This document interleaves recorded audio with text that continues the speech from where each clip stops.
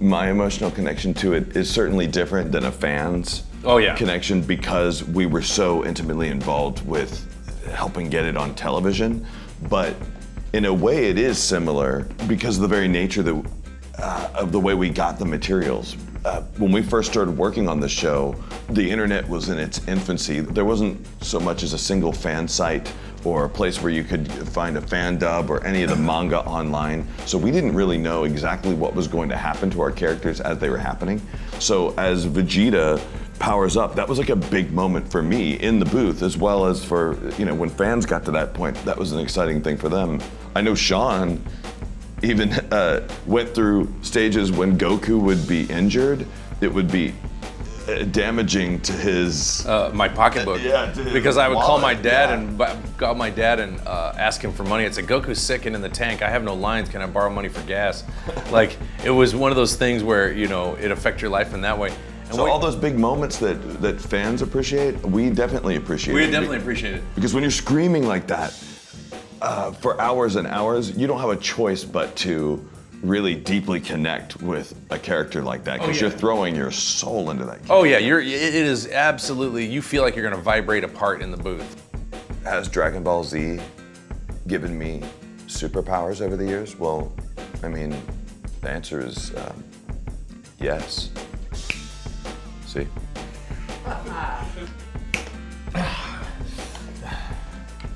Thanks. Yeah. Hi, I'm Christopher Sabat, the voice of Vegeta and Piccolo on the heartwarming show Dragon Ball Z.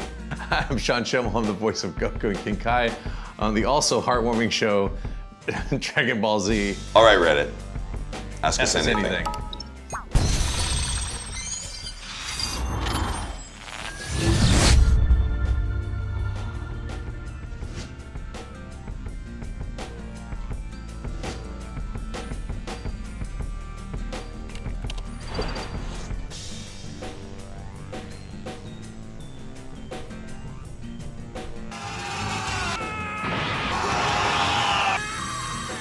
Screaming.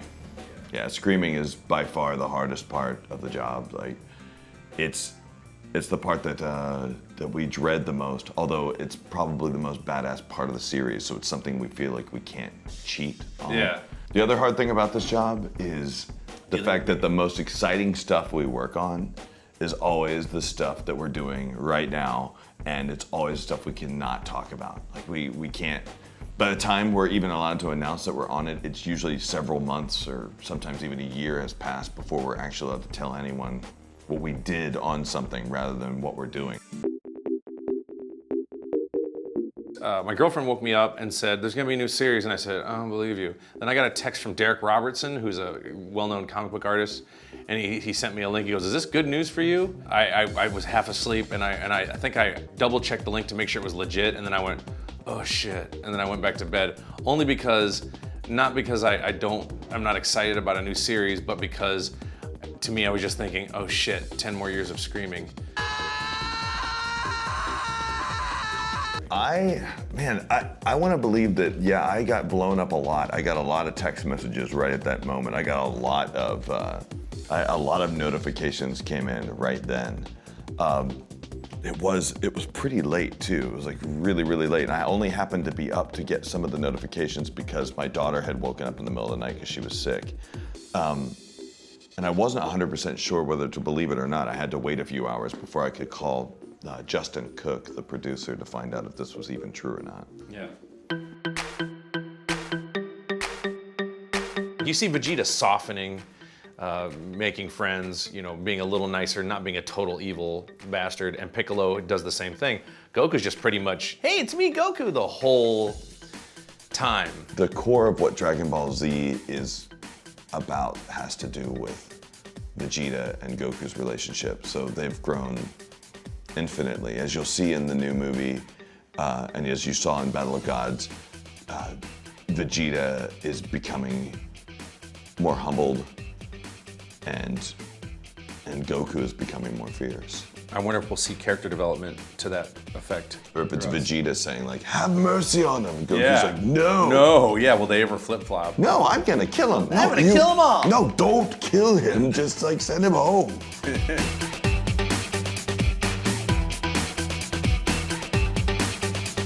No, I don't think it needed it. I think you could have had Dragon Ball Z the way it is and not done Kai and released the movies and everything and be just fine.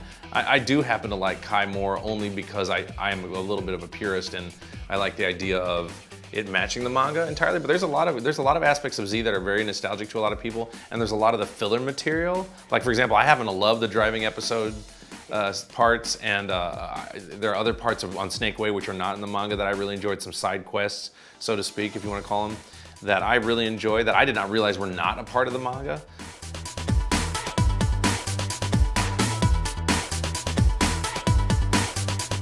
When Vegeta has to turn to back to his dark side in the Majin Vegeta section of Dragon Ball Z. Anytime there's any emotion that is real, and palpable versus just anger and fighting, I tend to like those scenes because they really bring the emotion to a different color than what it typically is in the show.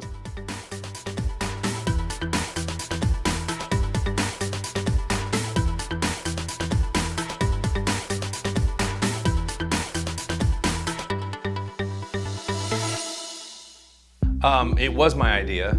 I did have to get permission to use it. I felt like in that particular moment, it was such a purist Dragon Ball Z embodiment moment, and Goku was being so, I'm the sheriff, I've come to town, and here's how it's going down. A self-proclamation of who I am and what is going down, that I felt like Son Goku was like really appropriate in that moment.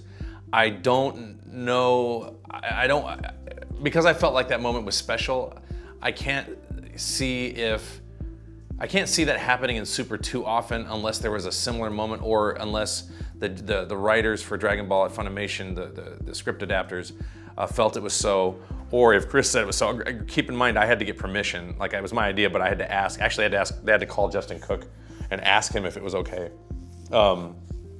Because the Japanese get very particular about how their property is handled, and Funimation is also particular about what is said, and I can't just tacitly, do what I want in the booth because I feel like it. Although I have played the character long enough, like Captain Kirk in a way, in the sense that I do have some power to say Goku wouldn't do this or Goku would do that, because I do know the character so well, which typically as an actor you don't get to do, but sometimes Chris or Justin will allow me to have my idea of how the line should be said or changed.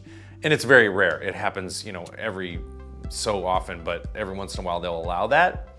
But as far as Super goes, I have to say, I agreed with it in that case, but I would not agree with using it very often. No, I agree with you also. Most people don't know that. Yeah. And it's to me, forcing that into the common language of the show is, to me, like when you'll hear a reporter who happens to speak, they'll be using all English to refer to something, and then when they actually get to the name of the object, they'll say it like overly pronunciated, and it's some sort of foreign language. Like the other day, Sean and I went to go get some enchiladas at the store. Well, if you'll notice, in Texas, some of the newscasters who they will refer to their own names that way. They'll go like, I remember I watched it. It goes, Channel 5 News. I'm Rene Aguilar, and he'll totally do that. And by the way, also this is important. I also did it on purpose because I knew fans would love it. It was intentional fan service. I thought the moment was right in the scene. I thought that was my way of saying thank you to the hardcore fans in that moment. So there was some thought as to, I remember thinking, this is a great opportunity to say Son Goku, and the fans who are hardcore fans will love it.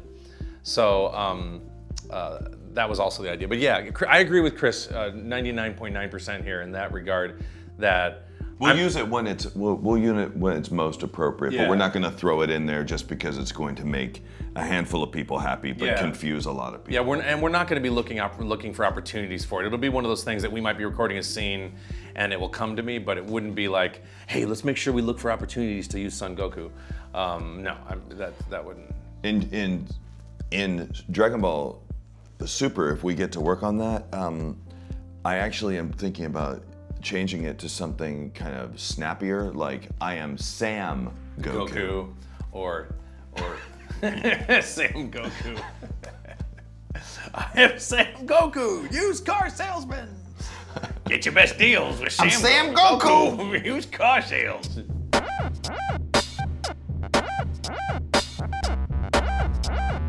I hope not. I actually hate doing all the fusion stuff. I really do. Even though it's easy to record, it's so like pseudo Goku-y for me to do that I feel like I'm in this in-between space. It's just a sort of a cheesy way of making two people stronger individually. Yeah, like if they did a fusion where like Goku and Vegeta fuse and become very large, but then Gohan's an arm and Yamcha's a leg and they're like a giant robot like fusion, like that would be cool.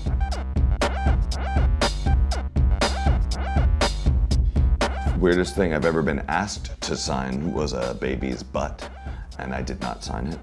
I did sign the diaper. I had to sign a birth certificate in Australia for a person who had named their child Videl. I don't think that validates the certificate. I have signed a diaper before. Those are the weirdest things I've been asked to sign.